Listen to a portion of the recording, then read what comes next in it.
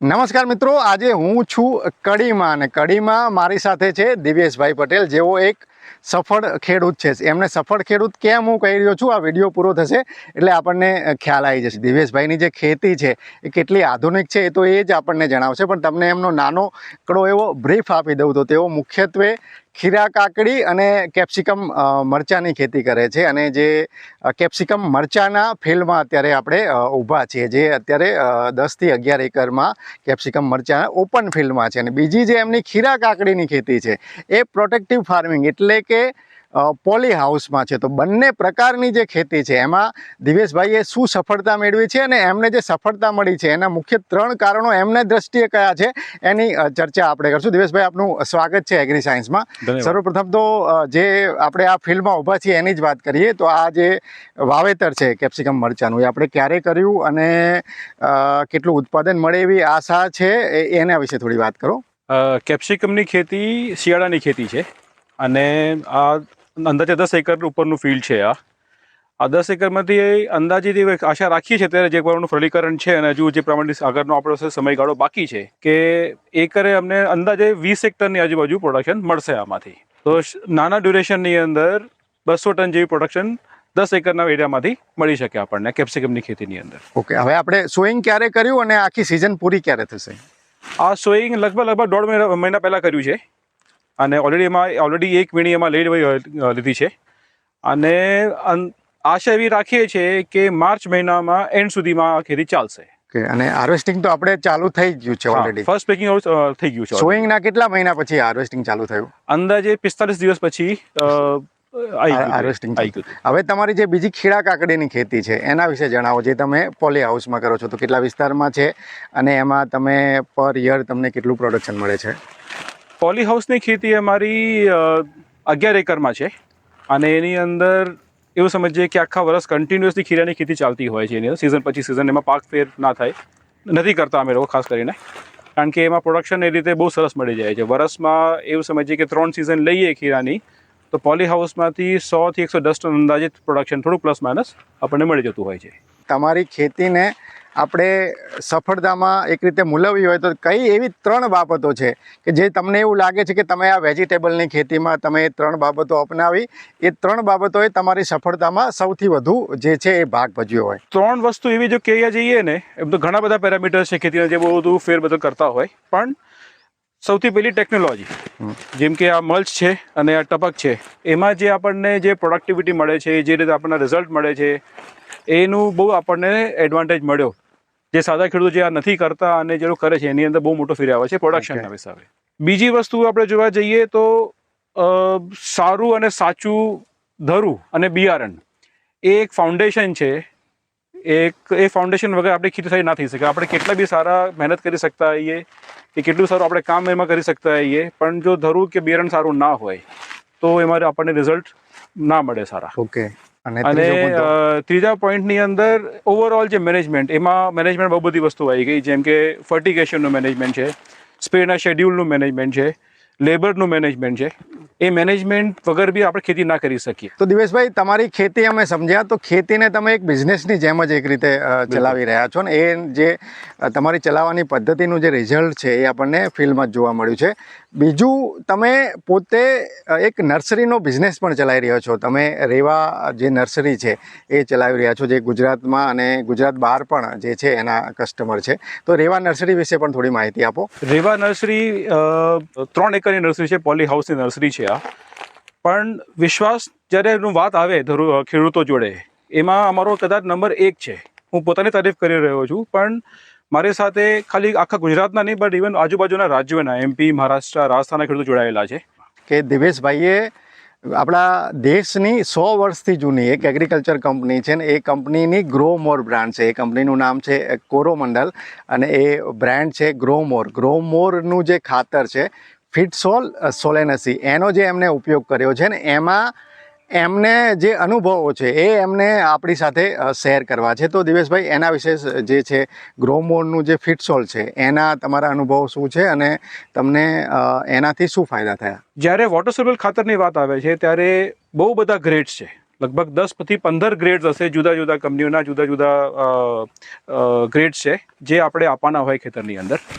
એમાં કયું ખાતર કોના જોડે મિક્સ કરવું, કયું ખાતર કેટલું આપવું, કયા દિવસે કયા સ્ટેજે શું આપવું, એ મેનેજમેન્ટ બહુ ક્રિટિકલ છે.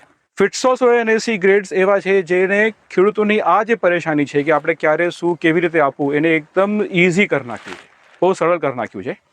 આજે હું મારા સ્ટાફને જે અભણ છે, જેને ખાલી ખાતર આપવાનું છે, જેને વાંચતા બી નથી આવડતું, હું એને 7 ખાતર જુદા જુદા કહું કે ભાઈ તું આ જોડે આટલું ખાતર, આ ખાતર આટલું ખાતર આપજે. અને પછી એના કરતાં હું એને એક જ ખાતર કહું, આ ખાતર લીલા કલરનું તારે સવારમાં આટલા કિલો આપવાનું છે. તો જે મેનેજમેન્ટ જે કહેવાય ને એ બહુ સિમ્પલ થઈ જાય છે. કોઈ જે માણસ એકદમ અજાણ્યો છે એને બી કહીએ કે આ ખાતર ચડાવવાનું છે, ચડાવી શકે છે. બીજામાં બધું કોમ્બિનેશન કરવાનું હોય, એનું વેટેજ હોય કે આટલું ખાતર આટલું જ જવું જોઈએ, ટેન્ક એ ટેન્ક બી હોય, એ બધું મેનેજમેન્ટ બીજા સ્ટાફ ના કરી શકે, અભણ માણસ ના કરી શકે. તો આ જે ડિફિકલ્ટી હતી ફિટસોલ સોલેનોસીથી ઓલમોસ્ટ 0-0 થઈ ગઈ. દિવેશભાઈ, ખેડૂત માટે ખેતીમાં ખર્ચા જે વધી રહ્યા છે એક મોટો પ્રશ્ન છે. તો ફિટસોલની તમે વાત કરી, પ્લાન્ટ ઉપર ફિટસોલની તમને કોઈ દેખીતી અસર જોવા મળી હોય જે તમે અત્યારે શેર કરવા માંગતા હોય તો એ વિશે થોડી વાત કરો. ફિટસોલ ગ્રેડથી જે સૌથી મોટો જે ફાયદો દેખાય છે એની અંદર એક એ છે કે એમાં બહુ બધા ન્યુટ્રિયન્ટ્સ છે. નોર્મલી જ્યારે બી આપણે ખાતરની વાત કરીએ, વોટર સોલ્યુબલની વાત કરીએ, ત્યારે એની અંદર NPKની વાત હોય, 3 ગ્રેડ્સની વાત હોય. ફિટસોલનું સૌથી મોટું USP એ છે કે એની અંદર NPK તો છે જ, એની જોડે જોડે બીજા એમાં 10 બીજા માઇક્રોન્યુટ્રિયન્ટ્સ છે જે ખેડૂતોને બહારથી નોર્મલી એને પરચેસ કરીને સ્પ્રે કરવા પડતા હોય છે. અને ખાલી માઇક્રોન્યુટ્રિયન્ટ છે એટલું જ નથી એની અંદર, પણ એ ચિલેટેડ ફોર્મમાં છે જે બહુ પ્લાન્ટ અપટેક ઇઝીલી કરી શકે એ ફોર્મની અંદર છે. અને એનું દેખીતું રિઝલ્ટ આપણને પ્લાન્ટને દેખાય છે. જ્યારે અમે આમાં ગ્રેડ 1 વાપરતા ફ્લાવરિંગ સ્ટેજની પહેલાં એ ટાઈમે જે નંબર ઓફ બ્રાન્ચીસ જે નીકળવી જોઈએ, પ્લાન્ટની જે કેનોપી જે ડેવલપ થવી જોઈએ, ઓવરઓલ જે એમાં જે ગ્રીનનેસ બહુ ઇન્ટેન્સ ડાર્ક ગ્રીન કે આછું લાઇટ ગ્રીન એવું નહીં, પરફેક્ટ પ્લાન્ટ જે આપણે કહીએ એ રીતે પ્લાન્ટ તૈયાર થયો છે. અત્યારે ઓલરેડી ફ્લાવરિંગ સ્ટેજમાં છે અને હાર્વેસ્ટિંગ એ ફર્સ્ટ લઈ લીધું છે. અત્યારે ઘણા બધા ફ્રૂટ્સ દેખાતા પ્લાન્ટની પર આપણને. એ જે કન્ડિશન છે પ્લાન્ટ બતાવી રહ્યું છે કે ગ્રેડ 2 થી બી એ હેપી છે. ફ્લાવરિંગ પછી ગ્રેડ ચેન્જ થઈ જાય, ગ્રેડ 2 ચાર્ટ કરીએ અને ફરી એમાં બી માઇક્રોન્યુટ્રિયન્ટ્સ અને NPKનું ટોટલ કોમ્બિનેશન છે જે નોર્મલી એક ખેડૂતને 5-7 ખાતરો માઇક્રોન્યુટ્રિયન્ટ ચીલેટ લાવવું પડે, બધું ભેગું કરવું પણ કારણ શું ભેગું ના થાય એ બધું આમાં બધું જ સરખી રીતે મેનેજ થઈ ગયેલું છે. એટલે બહુ ઇઝી પેટર્નની અંદર ગ્રેડ 1 ગ્રેડ 2માં એનું ફંક્શનિંગ પ્લાન્ટ ઉપર હેપી પ્લાન્ટ દેખાય છે કે પ્રોડક્શન આપશે સારું. ખેડૂત મિત્રો, કોરોમંડલ કંપનીનું ફિટસોલ સોલેનોસી જે ખાતર છે એ ખેડૂતોએ કેમ વાપરવું જોઈએ એની ચર્ચા કરવા માટે આપણી સાથે કોરોમંડલ ગુજરાતના સિનિયર એગ્રોનોમિસ્ટ જીતેન્દ્ર કુચાડા જોડાયા છે. તો એમની પાસેથી આપણે જાણીશું કે ખેડૂતો આટલા બધા ખાતર જીતેન્દ્રભાઈ ઉપલબ્ધ છે બજારમાં, ઘણા બધા ખાતરમાં તો સરકારની પણ સબસિડી હોય છે, તો ખેડૂતોએ ફિટસોલ જ કેમ વાપરવું જોઈએ? નમસ્કાર ખેડૂત મિત્રો, ફિટસોલ વિશેની આપણે જો માહિતી આપણે જો એક સિમ્પલ વેમાં કહેવા જઈએ તો કંપની દ્વારા એ રીતે ગ્રેડ બનાવવામાં આવેલ છે કે ભાઈ બટાકા, રીંગણ, મરચી, કેપ્સિકમ અને ટામેટા જેટલા બી સોલેનેસી વર્ગના જે વનસ્પતિઓ છે, પાક છે, જેમના માટેનો સ્પેશિયલ એક ખોરાક બનાવેલો છે જેની અંદર 2 જ ગ્રેડ બનાવવામાં આવ્યા છે જે અત્યાર સુધી ખેડૂતો અલગ અલગ 19-19, 12-61, 0-52, 13-045, 00-50 એવા હર્ષદભાઈ અલગ અલગ ખાતર વાપરતા. સાથે સાથે અલગ પાછું માઇક્રોન્યુટ્રિયન્ટ કે ઝીંક છે, બોરોન છે, ફેરસ છે, તેવા અલગ અલગ ખાતરો ઘણા બધા વાપરતા હોય. કંપનીએ એવું વિચાર્યું કે ભાઈ આ જે સોલેનેસી વર્ગના જેટલા બી પાકો છે એ લોકોની વાવણીથી લઈને કાપણી સુધી કયા કયા ન્યુટ્રિયન્ટ મેજર જરૂર પડે છે કે જે એના વાનસ્પતિક વૃદ્ધિ માટે, એના પ્રજનન માટે, એના ફૂલો માટે, એના ફળો માટે, એની સાઇઝ અને એના ક્વોલિટી માટે કયા કયા પરિબળો જે મેઇન ન્યુટ્રિયન્ટ છે જેની જરૂર છે.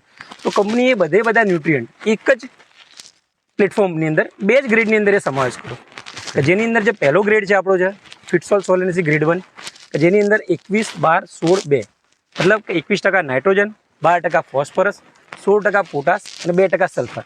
અને એની સાથે 6 ન્યુટ્રિયન્ટ બીજા ચિલેટેડ ફોર્મમાં આપેલા છે કે જેની અંદર ઝીંક થઈ ગયું, ફેરસ થઈ ગયું, બોરોન થઈ ગયું, એમએન થઈ ગયું અને મેગ્નેશિયમ જે છે એ ઓક્સાઇડ ફોર્મની અંદર છે. સાથે સાથે એ છે કે આ જેટલા બી ન્યુટ્રિયન્ટ જે ચિલેટેડ છે એ બધા ન્યુટ્રિયન્ટ ચિલેટેડ ફોર્મની અંદર છે. એનો મતલબ ચિલેટેડનો મતલબ એ છે કે ધીરે ધીરે છોડને રિલીઝ થશે ને એ લાંબા સમય સુધી છોડને મળતો રહેશે. બીજી વસ્તુ એ છે કે આ જે ગ્રેડ જે વસ્તુ બનાવેલો છે, જે પહેલો ગ્રેડ જે છે એ આપણો વેજીટેટિવ મતલબ વાનસ્પતિક વૃદ્ધિ અને મૂળના વિકાસ માટે. તમે અત્યારે જોઈ શકો છો ફિલ્ડની અંદર જે કેપ્સિકમનો પ્લાન્ટ છે તમે આ જુઓ એની ગ્રીનરી ને બધું, આનો ગ્રેડ 1 અત્યારે ઓલરેડી ચાલુ છે આની અંદર, બરોબર. તો ગ્રેડ 1 થી તમને જોઈ રહ્યો છો કે પ્લાન્ટનું જે તમે જો હેલ્ધીનેસ છે એ નોર્મલ કરતાં બહુ સરસ છે. કેમ કે ભાઈ જેટલું સારું ન્યુટ્રિશન હશે તેટલો ડિઝીઝ છે, પેસ્ટ છે, મતલબ રોગ અને જીવાતનો બી એનો ઓછો ઉપદ્રવ રહેશે. બીજી વસ્તુ કે આ જે ગ્રેડનું રિઝલ્ટ તમને જોવા મળશે બધું, એક આની જે પીએચ છે એનું મેઇન ફેક્ટર છે.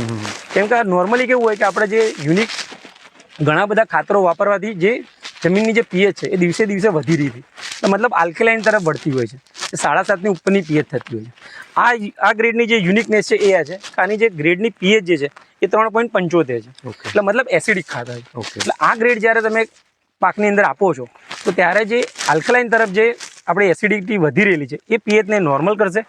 એના લીધે કે જે કોઈ પણ તમે ન્યુટ્રિયન્ટ દવા પાણી આપતા હોશો તે છોડ એનો તરત ને તરત રિસ્પોન્ડ કરશે. એટલે જે આપણો પહેલો ગ્રેડ જે વાત થઈ ગઈ એ 20 દિવસથી લઈને 45 દિવસ સુધી આપણે જ્યાં સુધી ફૂલ આવે ત્યાં સુધી વાપરવાનો હોય છે. અને જે બીજો ગ્રેડ હોય છે એ જ આપણો ફૂલ માટે અને ફળના સેટિંગ માટેનો. જે બીજો ગ્રેડ છે આપણો 14-5-32-2, 14% નાઇટ્રોજન, 5% ફોસ્ફરસ, પોટાશ અને 2% સલ્ફર, અને જોડે બીજા 5 ન્યુટ્રિયન્ટ ફરી ચિલેટેડ ફોર્મની અંદર આપેલા છે. તો આ જે વસ્તુ આની જે યુનિકનેસ છે કે ખેડૂત જ્યારે આ ફિક્સોલ 84 જ્યારે પોતાના પાકની અંદર આપે છે તો ત્યારે એક ડ્રોપની અંદર જ્યારે ડ્રીપમાંથી એક ડ્રોપ પડશે પ્લાન્ટના મૂળ વિસ્તારની અંદર ત્યારે એક સાથે 10 ન્યુટ્રિયન્ટ છોડને મળી જાય. ઓકે. કે જે નોર્મલી ખેડૂત ઘણું બધું ભેગું કર્યા પછી બી એક સાથે આપી શકશે નહીં.